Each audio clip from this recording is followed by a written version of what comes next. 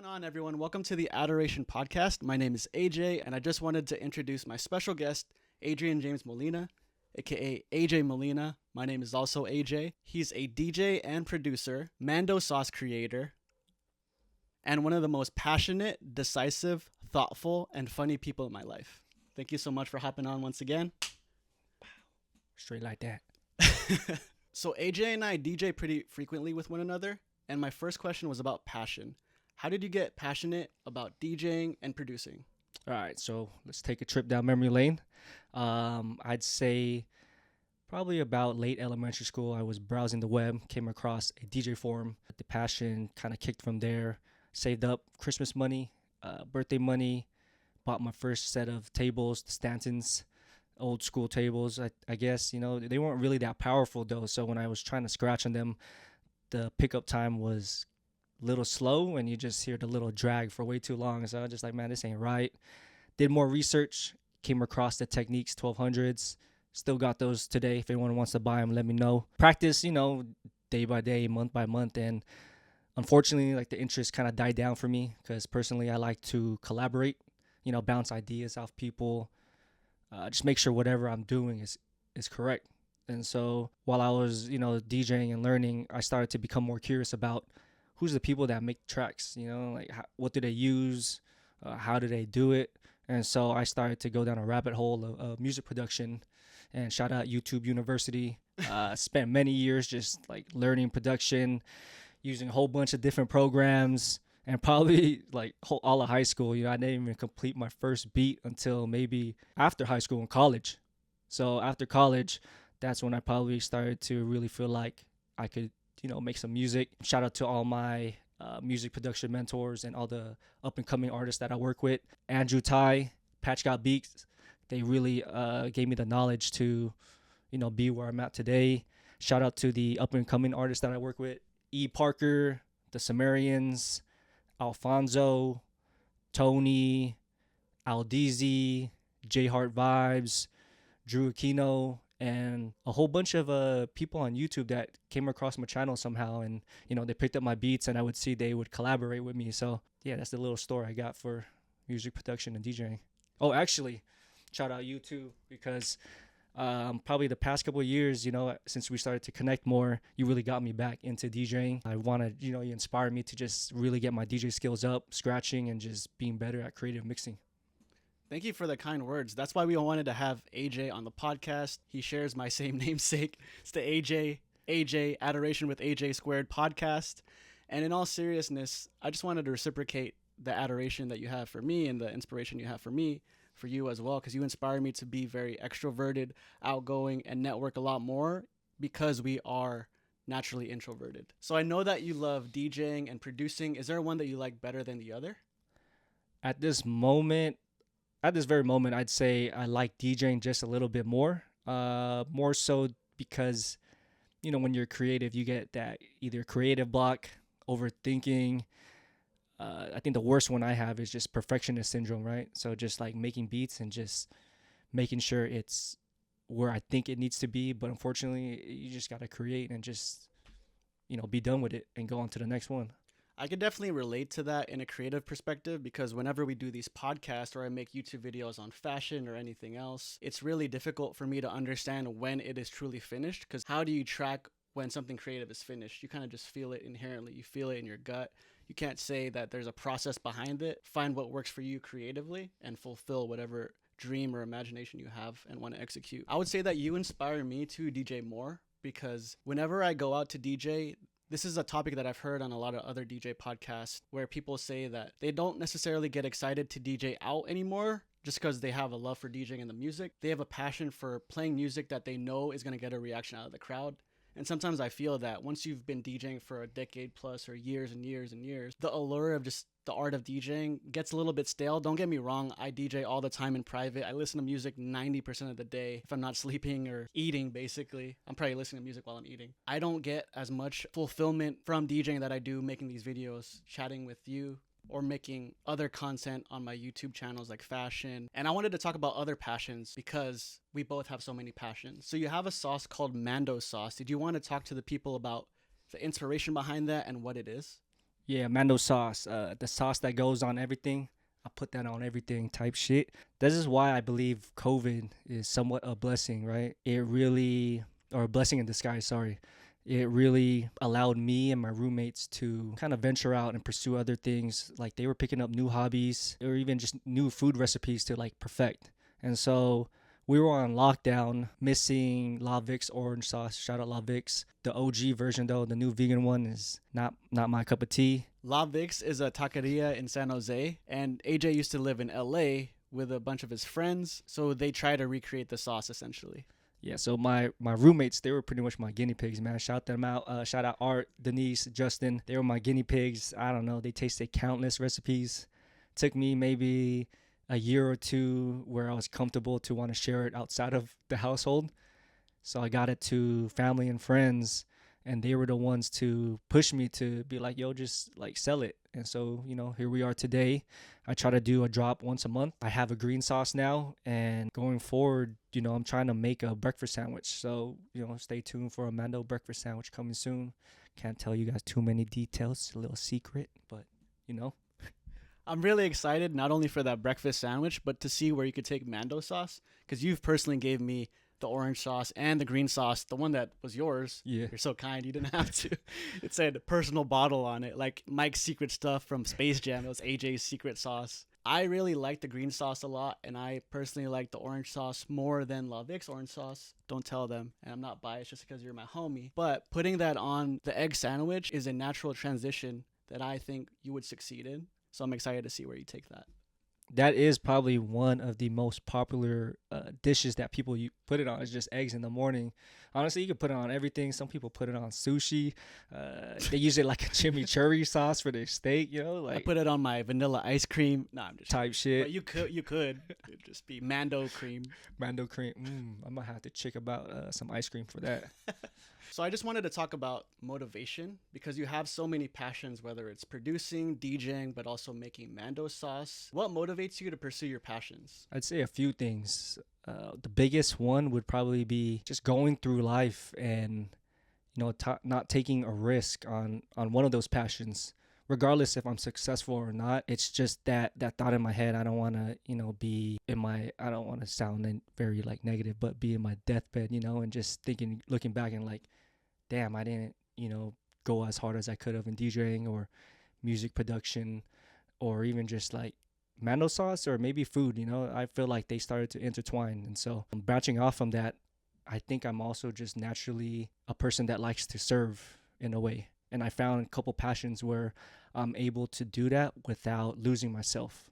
So, with music production, to be able to generate like a feeling or emotion in a person, particularly the artists that I work with, just seeing them in the studio and they're just like super hyped, like, like, oh, I'm ready to go off on this beat. Or even a remix I made, when I made Beats and Bed Sheets, I gave it to you, you started playing them. So thank you, bro.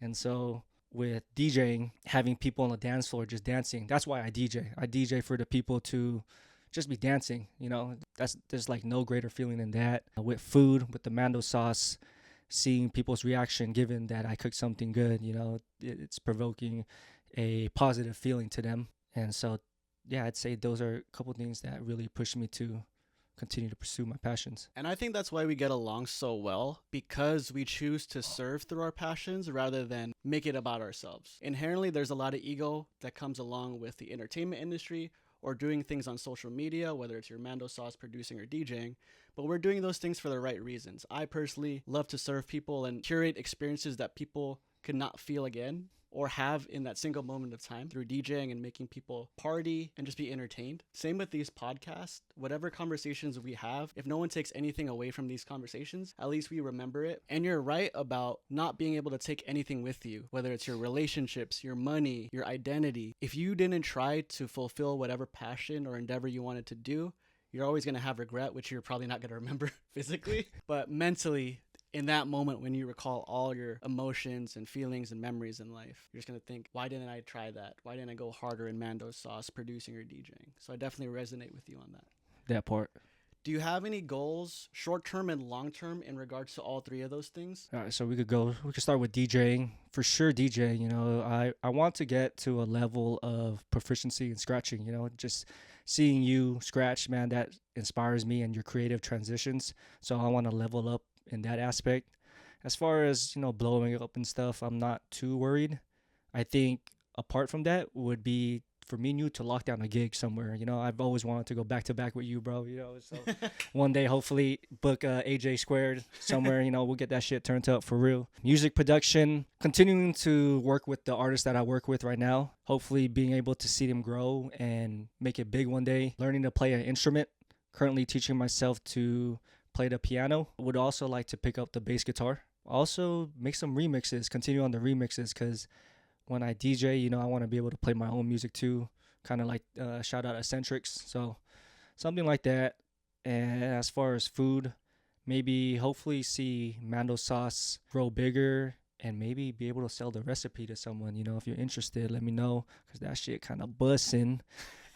Release the breakfast sandwich finally. Maybe open a restaurant, not particularly with Mando sauce, but as passionate as I am with music, I feel like it's kind of the same for food because at the same time when I was learning DJing, sorry to sidetrack on the question, but No, you're good. to learning DJing and music production, I still had a side passion for culinary. And the thing that held me back was just seeing how expensive it was to go to school. So, maybe open a restaurant sometime, something small menu, get some music, have you DJ there too.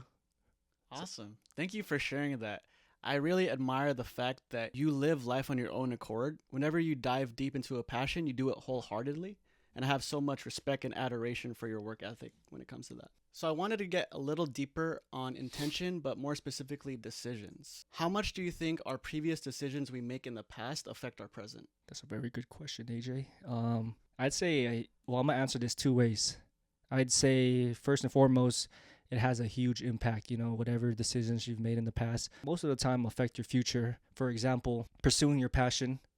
If you take time out of your day each day to work on that new skill or new hobby or whatever it is that you're doing, eventually you're going to level up. So you just, you count yourself getting better 1% each day. Hopefully within the 100th day, you evolve like a Pokemon. 365 days. That part, 365%. Damn, you strong. My friend Ferdy said that on the first podcast. I don't know if you saw that. Put your best foot forward and, just got to take it day by day, I guess. If you could be a better version of yourself the next day, like literally growing 1% the next day, like you add that up, it's just like you're growing 365% in a year. In a year, that's amazing. You know what I'm saying? Not literally, but I get what you mean. So that's one part, but I'd also like to remind people that whatever past mistakes, regrets, or problems you've had, you can't really let that affect your future. You gotta just worry about what's going on now, and worrying about what's gonna happen. I wouldn't say worry, right? You just gotta focus on the now. Whatever shit happened in the past, that's done with.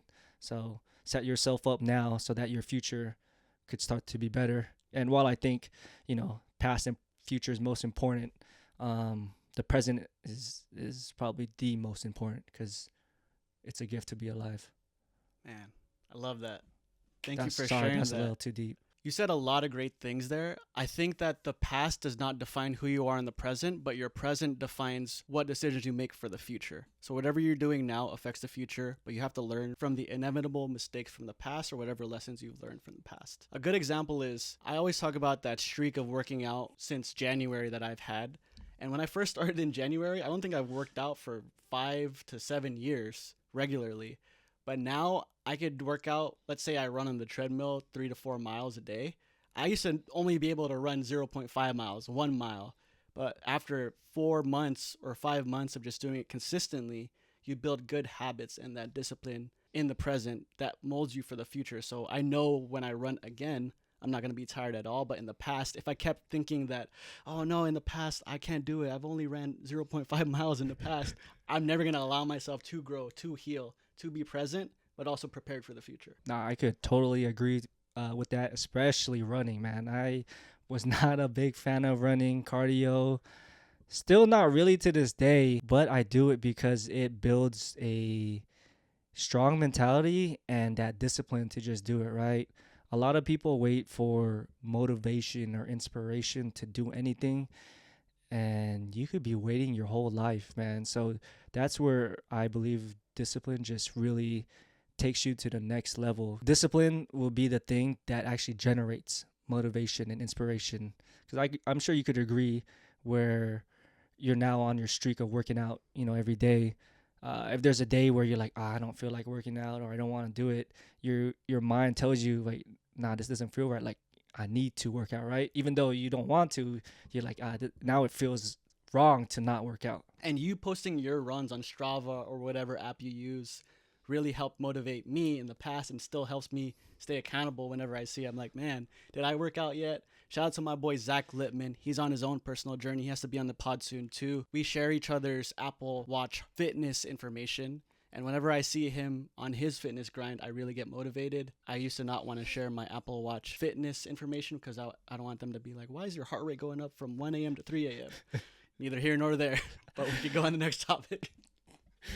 X Games mode. No, but in all seriousness, a lot of your running and the things that you do helps me stay accountable for my own streak physically, and it helps us mentally because you're at peace whenever you work out regularly and have the body right. The mind will follow. Just because I don't post my runs on Instagram anymore, I just want to let you guys know I'm still running, right? I'm still running. Maybe I will go back to posting it. I'm just always in conflict with myself, like, do I let people know what I'm doing, you know what I mean, or should I post it? But I'm still running, y'all. I personally don't really post that much stuff anymore about me running or working out, but as long as I know that I'm doing it, what do I have to do at the end of the year? Show you how many times I've worked out? Did I give my watch to someone? I'm actually giving my watch to AJ, and he's the one that's finishing the run for me. In all seriousness, super grateful to have you as a friend that helps me stay accountable for my creative endeavors, but also my personal endeavors. Hey, it goes, it's a two-way street. So you're also one of the most opinionated people in my life.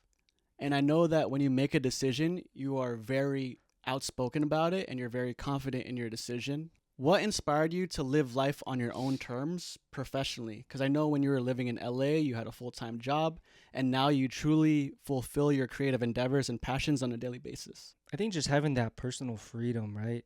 It's kind of a luxury. As great it is to have money, having free time, I feel like is a lot more valuable than time. I think is just more valuable than money. Like you said, living in LA by myself, right? It was something I wanted to prove to myself and my family that I could be independent and self-sufficient. So I lived LA like 5 years. From there, I lived in Vegas maybe a year and a half. After that, now I'm back home at the Bay, but, working, saving, trying to move on to the next city. A big goal of mine is to live internationally one day, preferably maybe somewhere in Asia. So while it's great to be with my family at home right now, I feel like there's really no place like having your own spot and calling that home. In terms of me just living life the way that I want to, or how I want by my own accord, really just, I think it just inspired, it's just who I am, and just being the youngest sibling in my family, always being like pushed around or told what to do, kind of generated that thick skin of, I'm just going to do it my way type shit. So that's just kind of how we live life right now. Obviously, respectfully. We both are the youngest of our families. We're the youngest sons, and that's why I think we actually get along very well too. I was also bullied by my family and a lot of my friends when I was younger because I was the youngest of essentially my generation. So I share a lot of the same sentiment in that whenever I make a decision, he is a definition of standing on business. That part.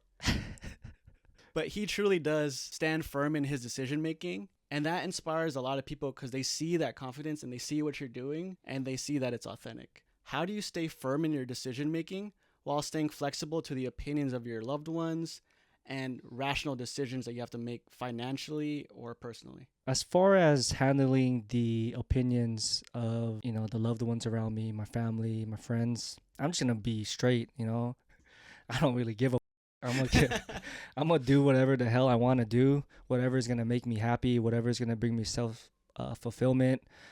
Obviously, in the correct manner, right, and respectfully. I'm not gonna go flat out and just tell my friends and family, you know, like.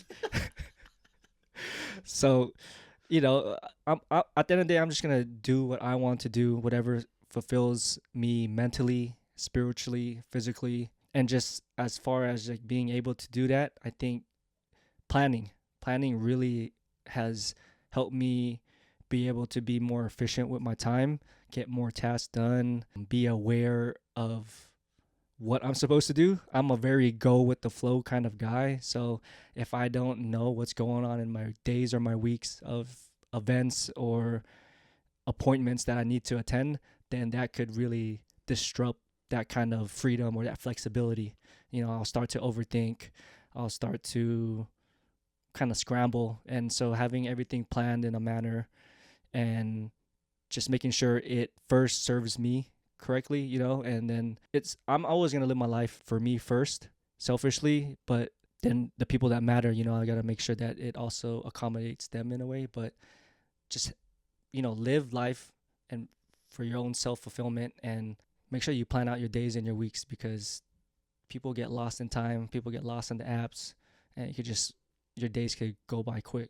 I love everything that you said, and I look up to the fact that you truly plan a lot of your weeks and your days, and you're intentional. You have a day-by-day mentality, which brings you peace, meaning you have an intention and a purpose for every single day when you wake up, versus what am I doing tomorrow? What am I doing then? Oh, it's on my calendar, but did I put it on?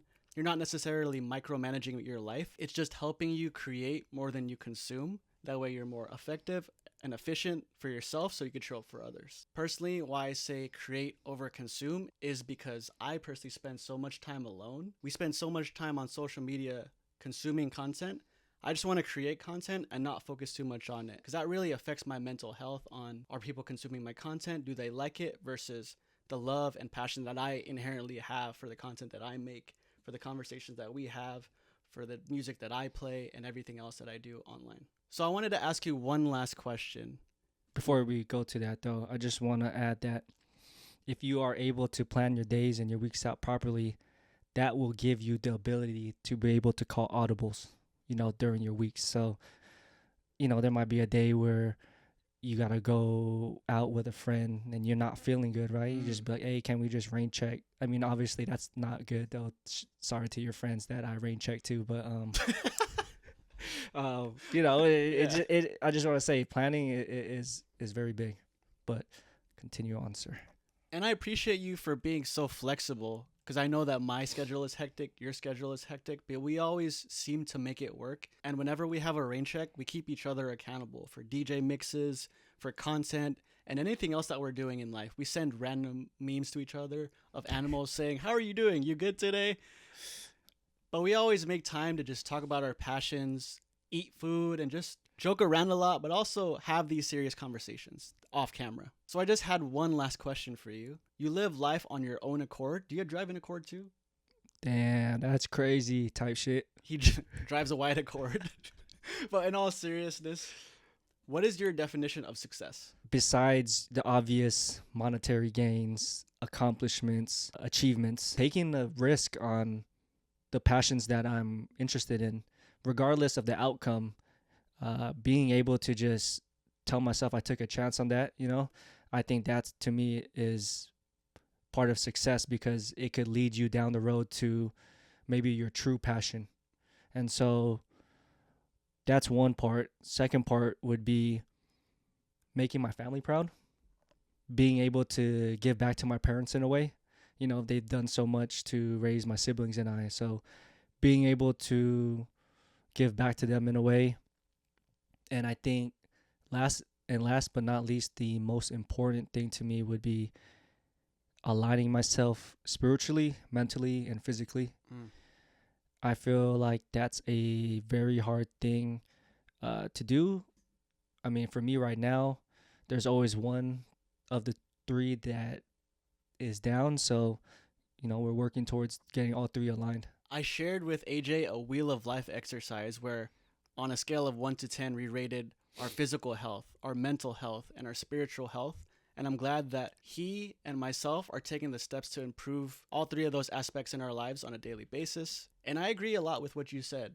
It goes back to having a plan and being intentional. Not only intentional, but relentless and unapologetic about what you want in your personal life and your professional life. That's my definition of success. Just having the ability to unapologetically, relentlessly, and intentionally pursue what you want to do on a daily basis for yourself, but also for your loved ones. If you could describe a perfect day in your life, what would it look like? A perfect day.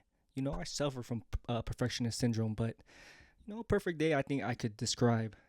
It for sure would be waking up next to the beach. You know, What time? What time would you wake up?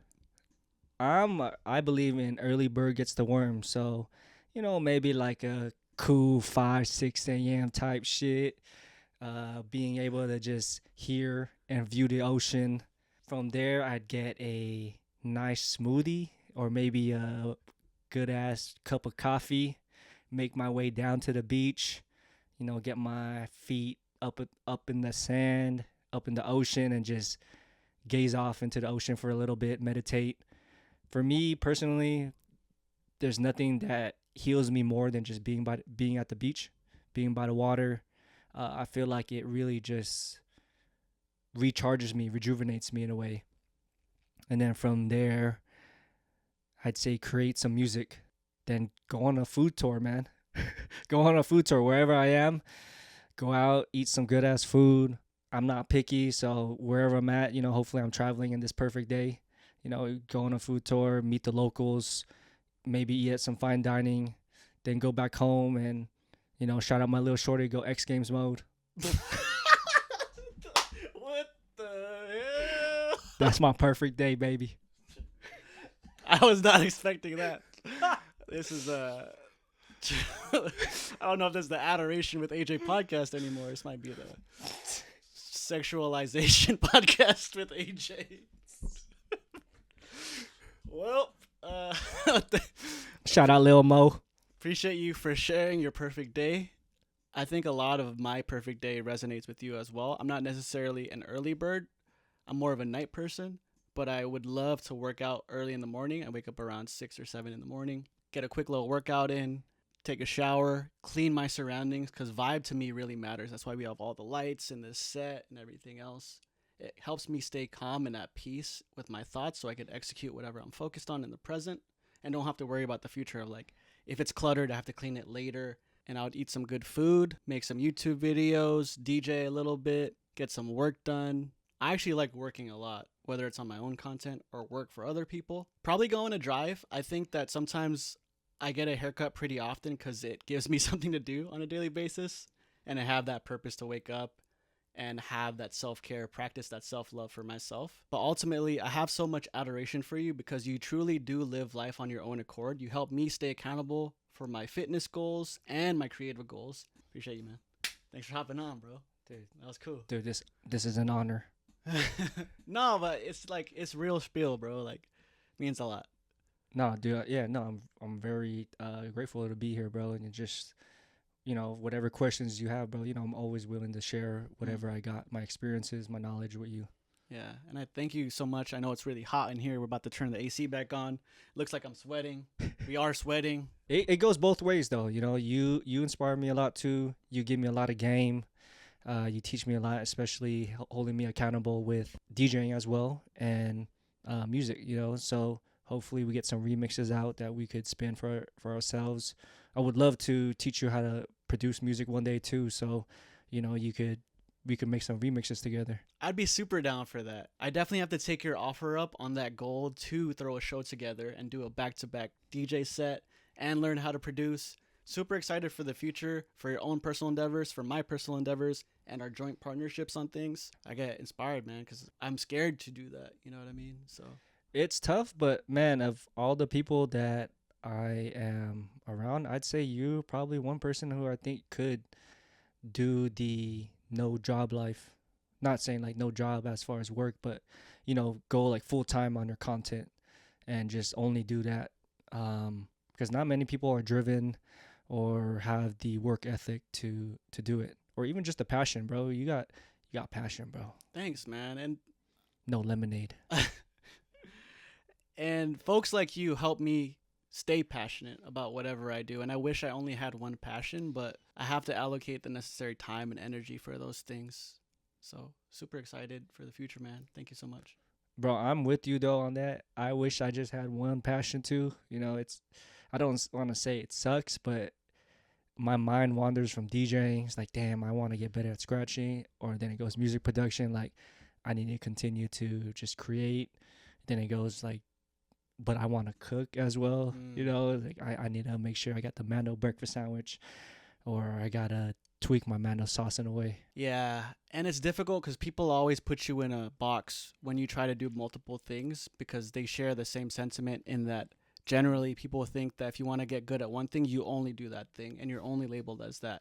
You only produce, you only DJ, you only make Mando sauce, when you could be multi-talented in whatever you do. It's just how much time and dedication you put into it and the results that people see, the internal battles that you face on a day-to-day basis trying to fulfill your passions. Yeah, definitely, man. I get paralyzed a couple days, you know, where you just like you just sit back and you just start to overthink everything, and just, you know, you had that little doubts here and there, but you know, you take that day off and then the next day you just come back strong again. I think that even though we have doubts, you're still putting your best foot forward. And that's why I have so much respect for you and adoration for your work ethic as well. Appreciate that, brother. I just want to thank you so much for hopping on. This was AJ Molina. Thank you guys so much for hanging out. We'll see you guys in the next Adoration with AJ. Peace.